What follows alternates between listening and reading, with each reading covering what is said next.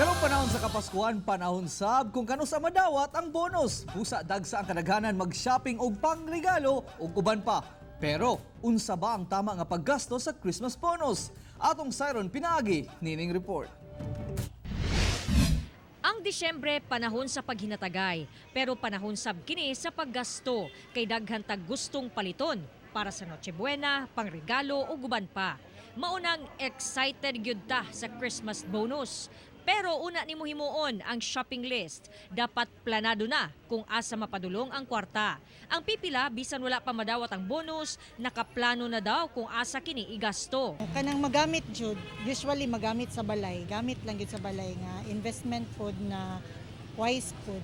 Gina-make sure na akong ginapalit lang is katong kailangan. Sumala sa usa ka financial advisor, dapat walaon ang batasang one-day millionaire. Kung madawat na ang bonus, dapat nakabudget. Ang bonus pwedeng gamiton aron makalingkawas sa utang o makasugod og negosyo. Pwede usab daw nga mag-save alang sa emergency fund. Dapat i-consider nato no unsa ba na nga to ang purpose. Gusto ba nato nga kini maabot sa panahon magamit nato or kini mawala lang.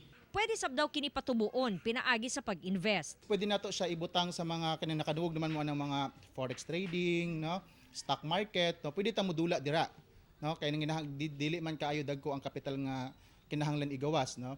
Ikaupat is pwede pud ta magbutang sa mga mutual funds or UITF, no. Kini sila mga investment vehicle pud ni sila nga idula ang imuhang kwarta dito sa stock market.